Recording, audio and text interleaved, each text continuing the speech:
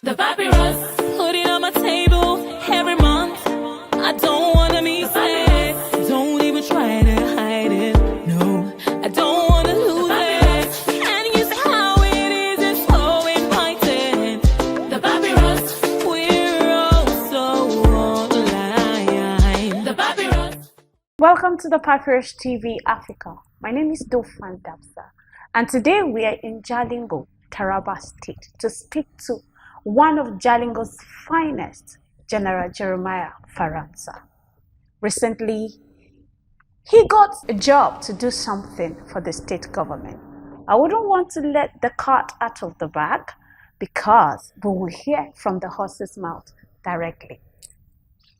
Welcome on the show, sir. Thank you. And thank you for having us in your house. Thank you very much. It's a beautiful house. From outside in, it's beautiful. Thank you. I appreciate it. It shows that hard work pays. Yes, definitely. Okay, let's start the interview from there. Talking about hard work pays. How would you measure your time and what is happening now, especially with the youth's restiveness? Well, the situation we found ourselves warranted what we are seeing now. And because the youths were neglected, that's where we found ourselves in the situation we are. During our days, it wasn't like this. We were forced to go to school. We were forced to go to farm.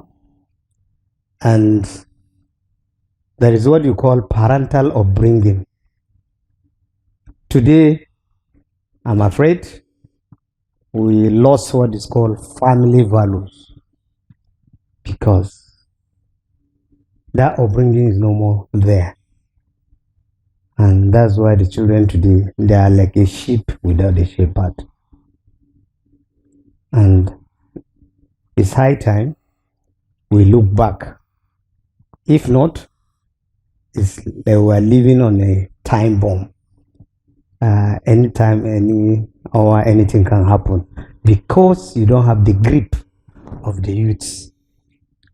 You didn't engage them. You didn't keep them busy. Remember an adage that says an idle mind is a devil's man's workshop.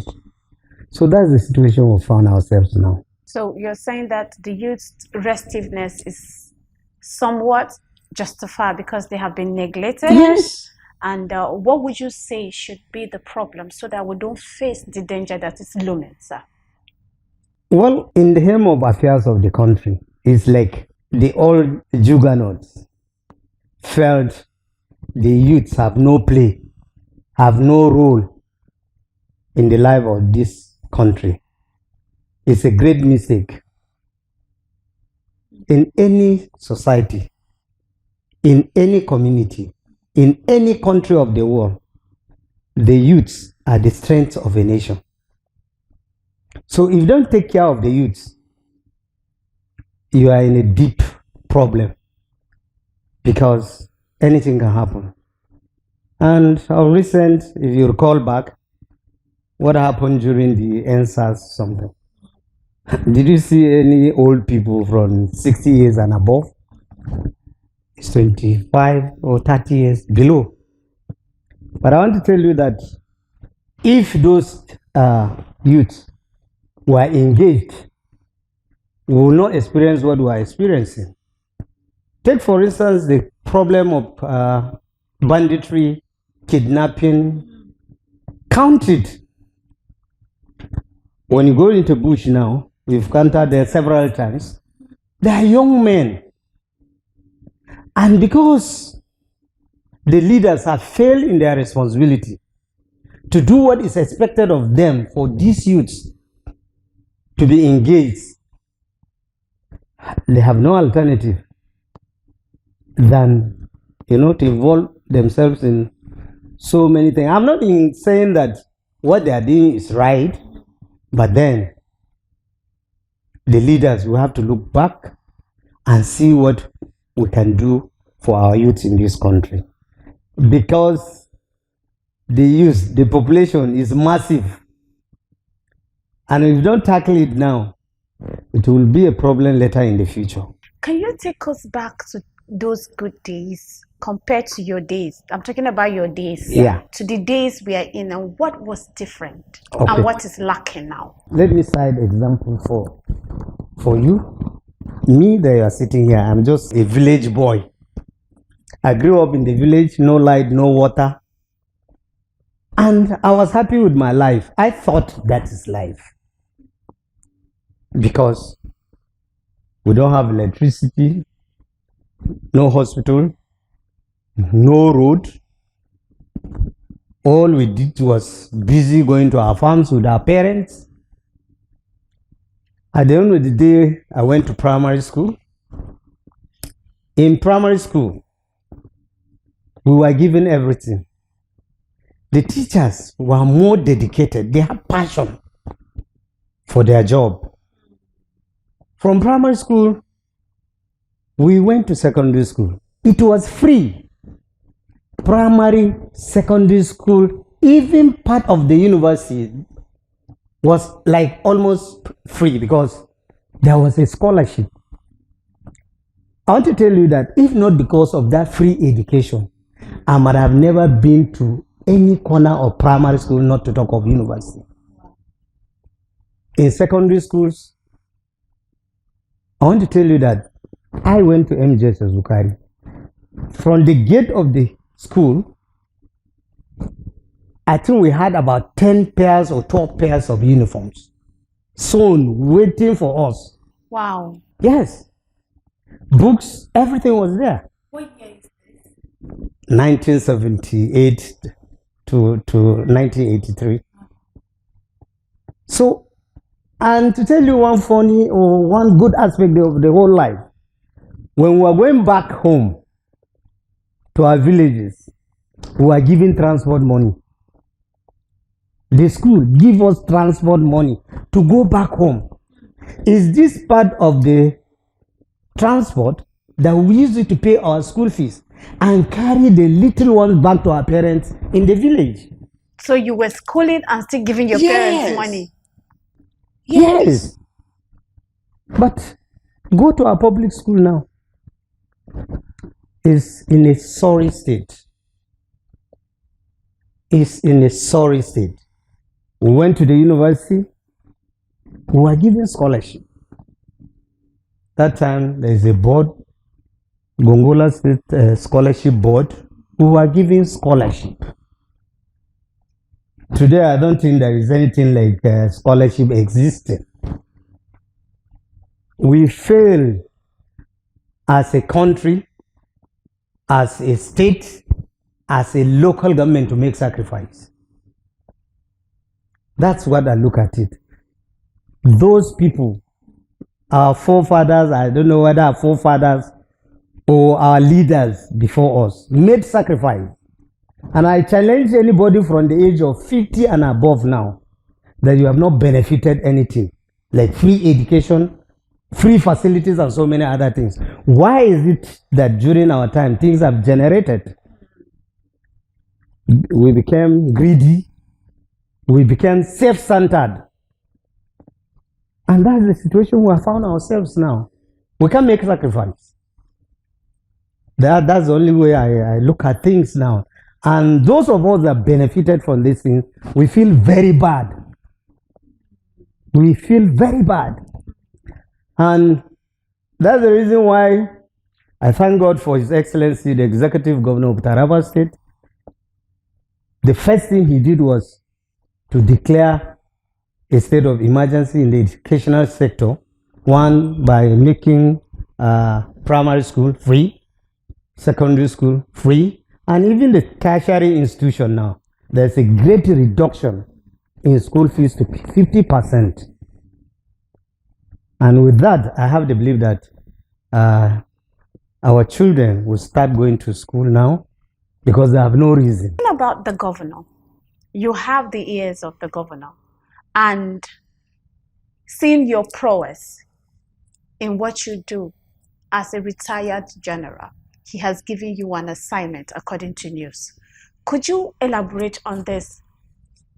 Yeah, immediately after his handing over ceremony or inauguration or whatever you call it, The next thing I had was he issued executive order number 3, which means there is number 1, number 2, and there is even 4 now, which I cannot recall. And the executive order was based on environmental protection, public safety, and suspension of mining activities in Taraba State. You may start wondering, why should somebody just wake up and decided to issue an executive order on all this? It takes a visionary leader. It takes a proactive leader.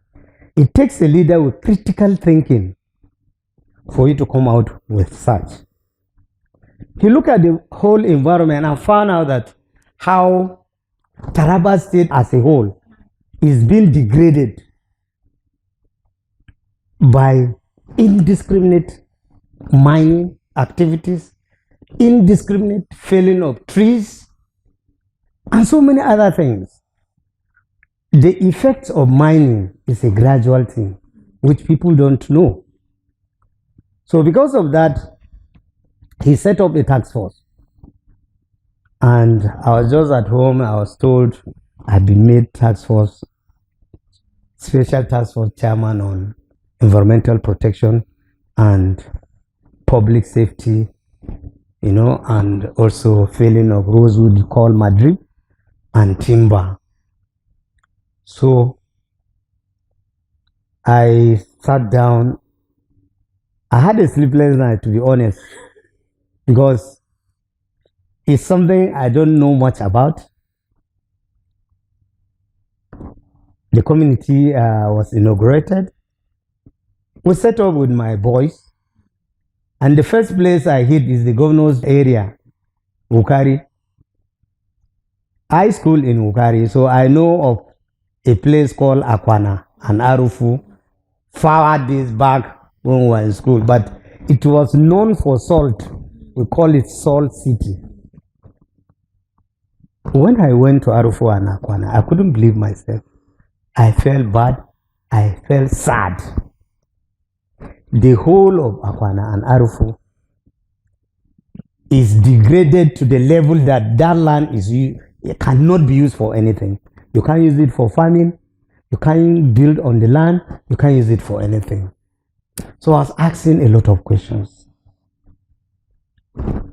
Is that what it takes to do mining? Are there rules? Are there regulations guiding all these things? And we went to the Environmental Impact Assessment Act 2007. All these things were there. So I want the country or Nigeria to get it straight that Taraba State is not trying to scare investors,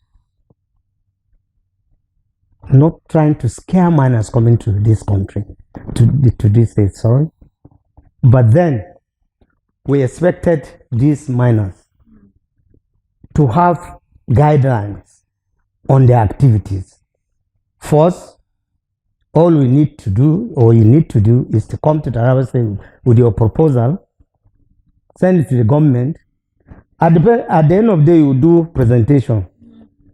Because I found out that so many things are wrong. You stay in Abuja and collect letter for money in Taraba State. You are giving cardinal points. You are giving coordinates. Nobody who checks that coordinates. Nobody.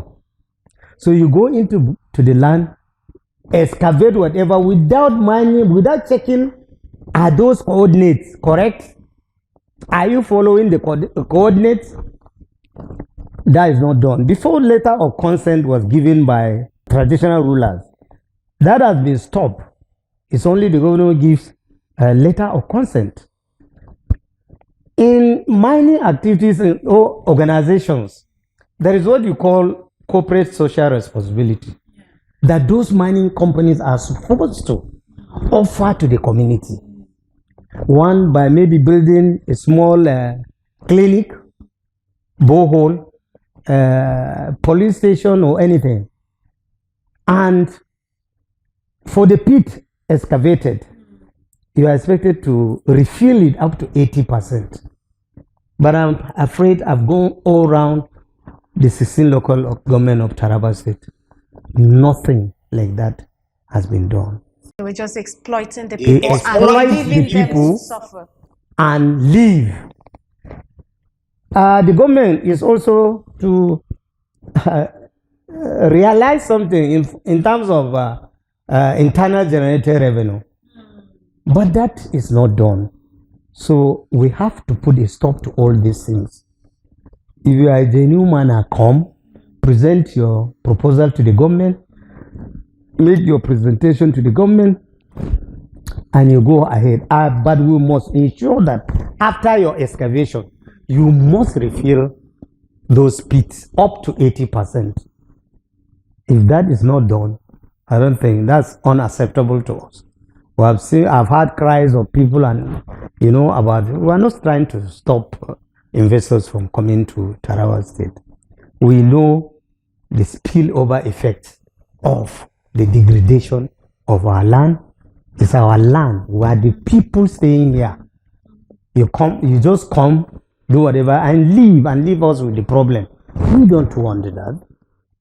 Also, you might have had some years ago, Madrid, they call it rosewood.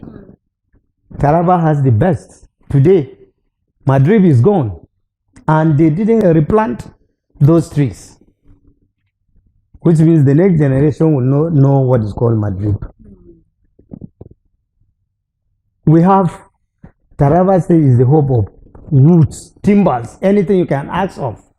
But today, I'm afraid deforestation has started setting in.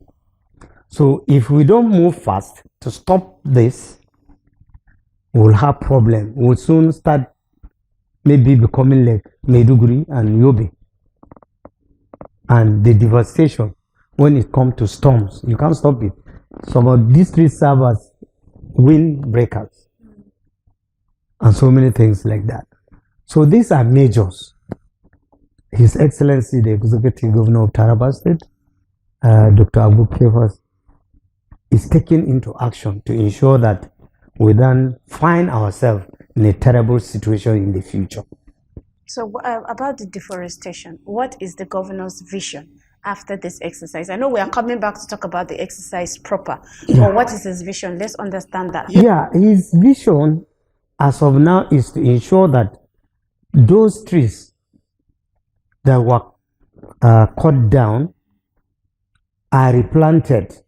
And I have this belief that he's going to tax the 16 local government of Taraba State, more especially the agri department, whose responsibility are to ensure that trees are planted. So a situation where the 16 local government, and let's say they plant 1,000 trees every year or in quarterly basis or whatever, so that at the end of the day, I think this problem will be solved completely, so that we will not find ourselves in a terrible situation. Could you share some of the experience with us going into the forests? Just shared of Akwana and Arufu. Yes, I've gone to almost all, not all, but almost the mining sites in Taraba State. Is terrible. It's horrible.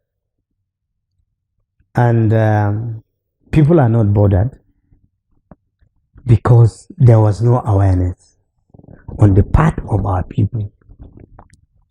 So my first phase of the operation was on Reiki. When you say Reiki in the army, is recognizance. That's going to know where the places are yourself, so that next time when you are coming, you don't need to ask anybody. So we have done that. It includes Reiki, sensitization, and awareness. This I have done through the local government chairman, what you call Holga now, head of local government administrations in Nigeria. We met with them, we met with the security aspect of the local government, and we discussed extensively. Remember, before I left, I met with the heads of security services in Taraba State, more especially the Commissioner of Police, the DSS, because it's a collective responsibility. So all of us are on the job together, and they have given their maximum support. In the team we're having, it involves almost all the security agencies. They have the military, the police, immigration, state security services, civil defense, all in totality. So from the local government chairman, we moved to the palace because they are the people that are mostly affected, and we sensitize them on the need to ensure that let us put a stop to this thing by now, so that once a guideline is issued out, anybody can come and you follow the guideline. You don't have any issue with Taraba State government. But where that guideline is not issued, you will not find it easy. We'll take the necessary action. When I went round, I saw the level of activities of miners, and I found out that, yeah, we have a visionary leader, because I think previous dispensation did not take a look at that. I've been to places where mining site have become a settlement inside the forest, because at times we'll go off the road and we trek maybe 5 kilometers to reach some mining site, because they are far into the hinterland. And in this place, I've seen where the settlement has been, set up. You see all kind of people there. They sell anything sellable. And the youth, when I see the youth, I feel bad that these children are supposed to be in schools. I see engineers, I see doctors, I see lawyers. You mean graduates? No, I mean, they have abandoned school. They are now into mining, because the mining companies and the illegal ones are using them. And because they are getting 5 naira from this, they felt that is life. Drugs are being sold there. And these are places you breed miscreant. And we heard so much about all the happenings, more especially in the northern states, where later this place now developed into Hideouts of all criminals. Hideout of all sort of criminals. They are not one, they are not two, they are not three. How I wish I can show you some picture, video clips and so many. It's not here, but we'll have time for that later. So it's like we're making a place or a breeding ground for criminal activities. And I'm happy with the way His Excellency decided to swing into action, and immediately we're on course. By special grace of God, will see to it. Okay, would you say there's a compliance with what is happening? As of now, I want to tell you there is total compliance, more especially registered companies. Our major problems are now illegal miners, those local miners, where the companies, after the excavation, they come there to do a kind of scavenging, or things like that.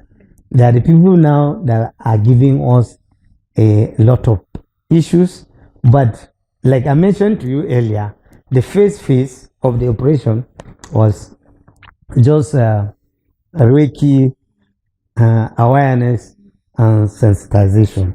The second phase is now raids, arrest, and prosecution.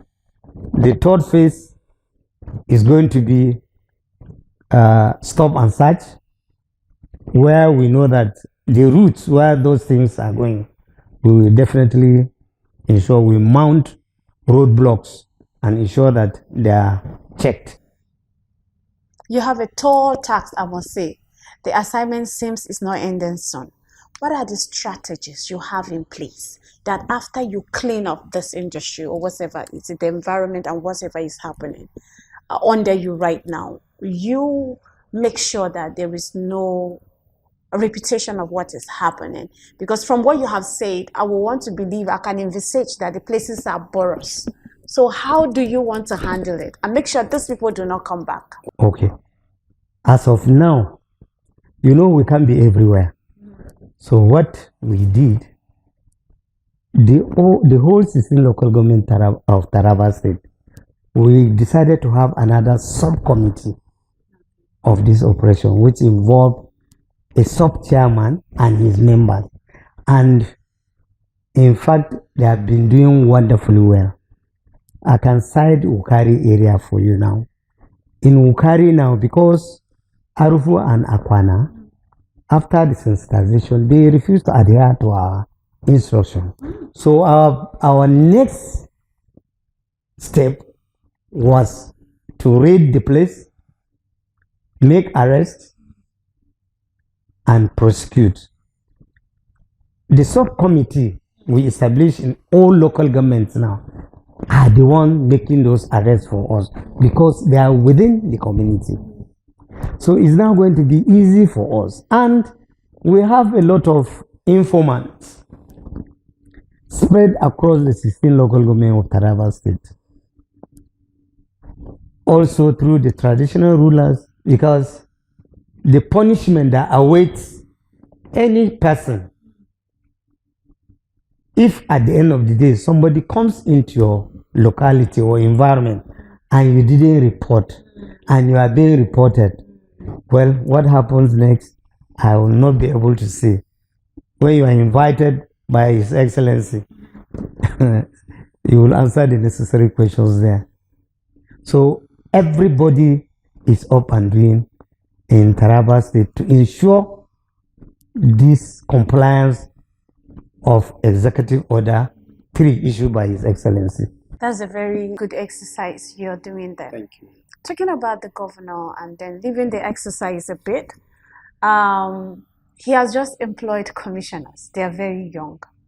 You talked about neglecting the youth from the beginning of the interview. What do you have to say? Because from grapevine, people, the old politicians are like, is he retiring us? And it could be like maybe they are ganging up or something. No. I don't think so.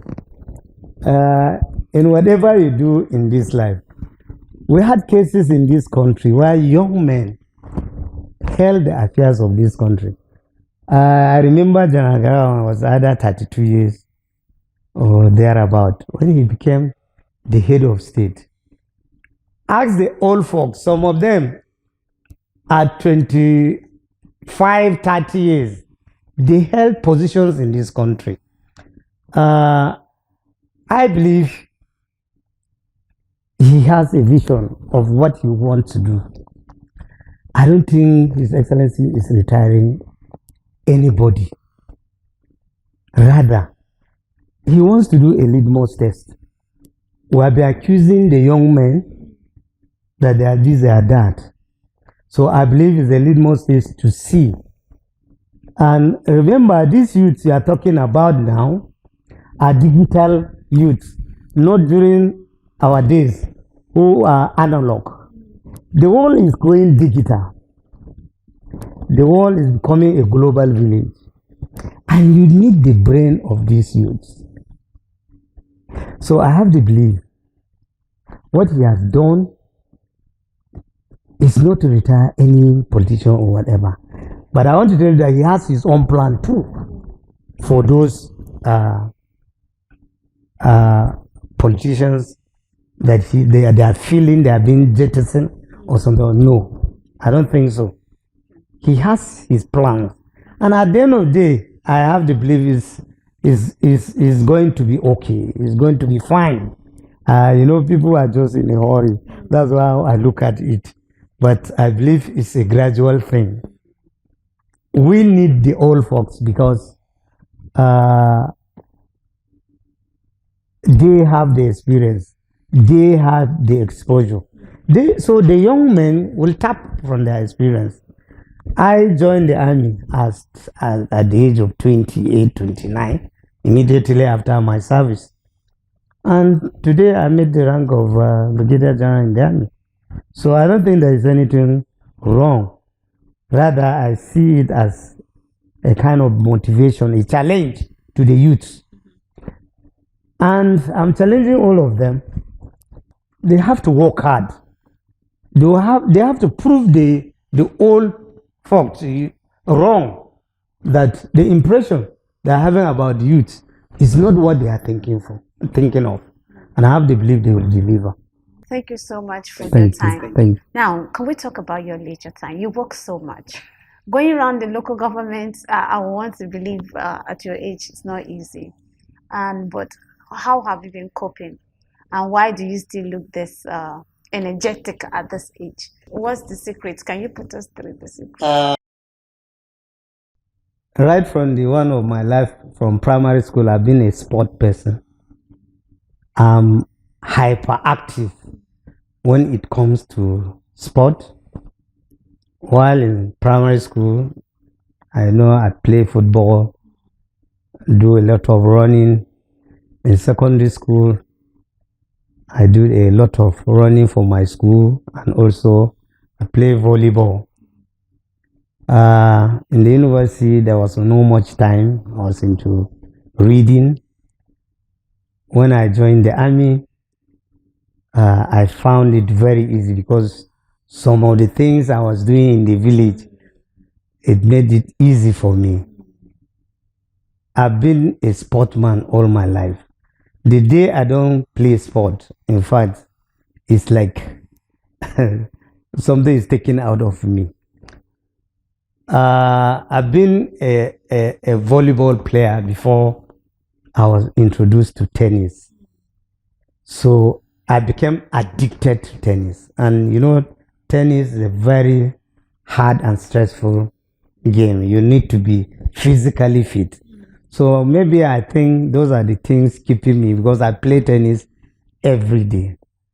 I'm missing, when I retire, I had full time for myself to play tennis every day because I don't have anything doing, and that was what was keeping me.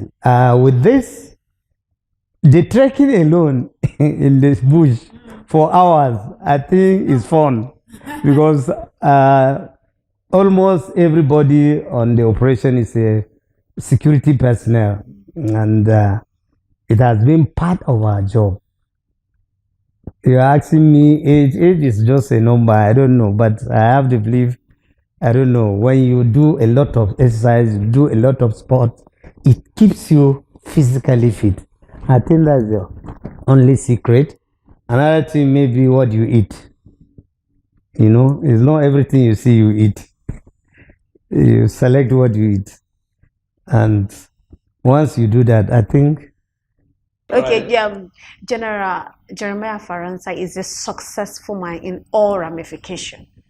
In whatever means you want to measure that, what could you say were ingredients to your success story? Well, I can say it's God. I have this strong belief that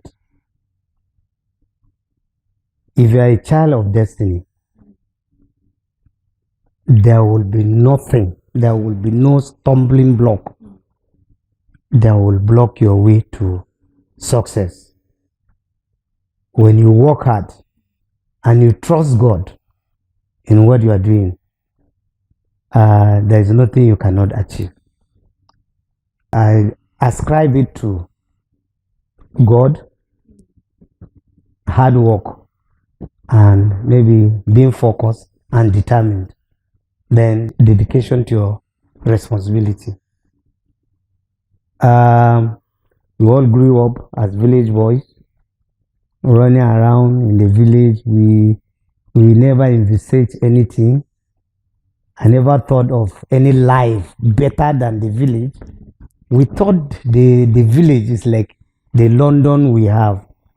Until we came out of the village, we found out that the life there is a ghetto. You are just living in a ghetto. And when we entered the city, or I entered the city, to be honest with you, I was not carried away by city life. I learned the good things of the city.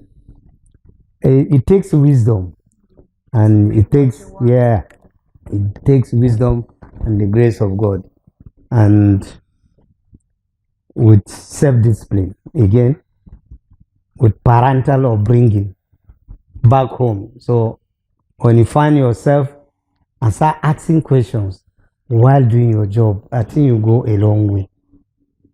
So those are some of the maybe successes you are talking about. Yes.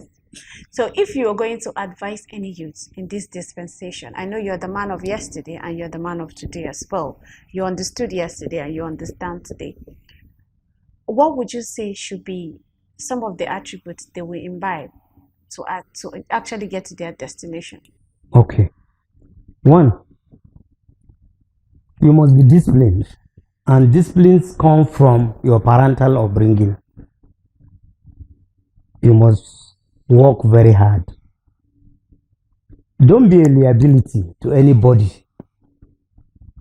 Whatever you can do to get 5 naira, apart from robbery, kidnapping, do it.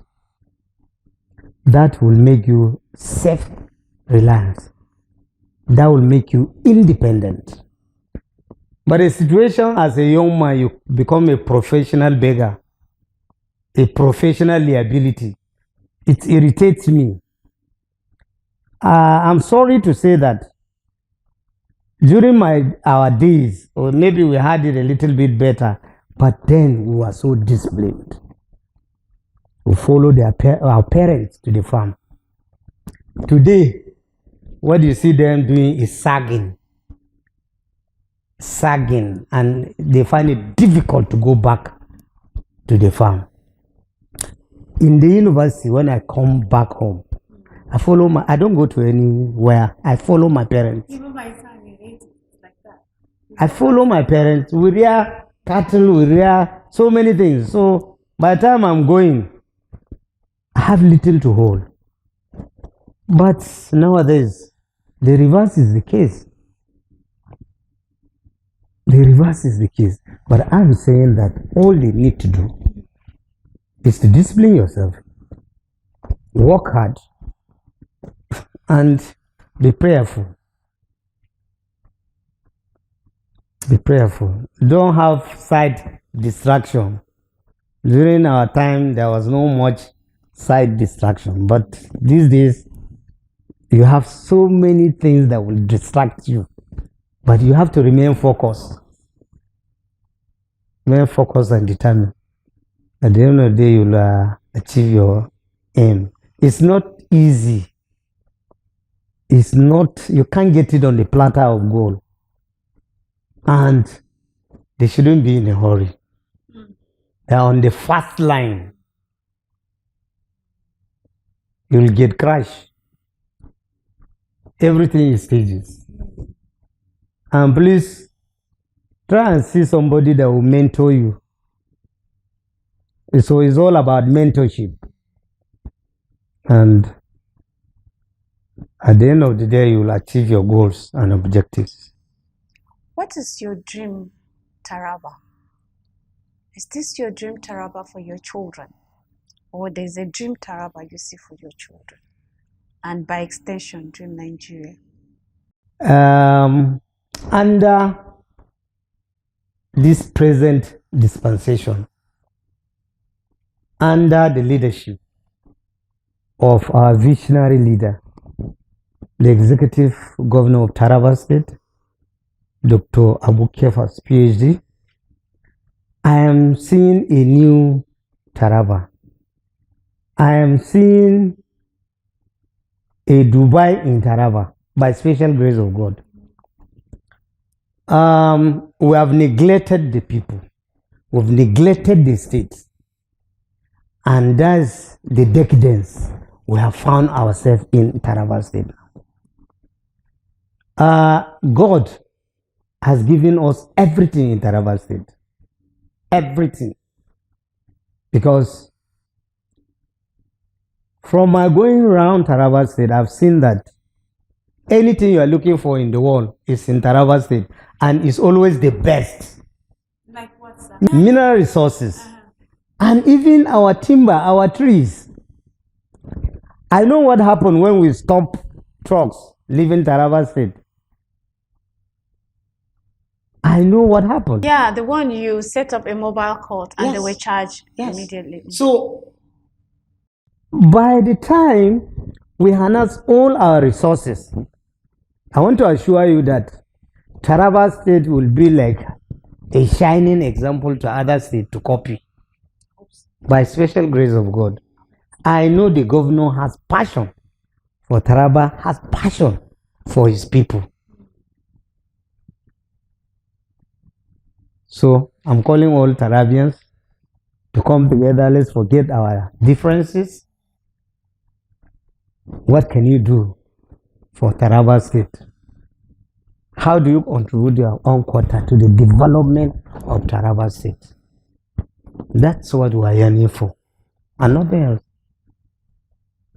So that the future, we can be proud of ourselves. Our children can be proud of ourselves. We can go anywhere and beat our chest and say, yes, I'm from Taraba State. That's the essence of what His Excellency wants to achieve. Okay, so this is an opportunity for you to talk about the mobile court you set and you stopped the timber cars from leaving Taraba. What was that exercise all about? After the task force, there was also a mobile court attached to the task force.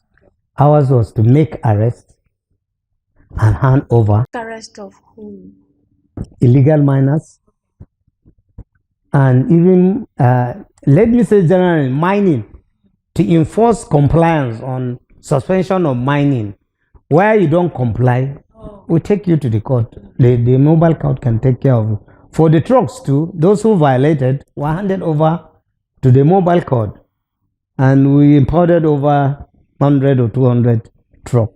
Okay, they are being cleared now because we took them to court. They were prosecuted. You are told to pay a fine or go to jail. They opted to pay the fine. That's why we are clearing them now. Nigeria has a lot of problem with bribe and what have you not.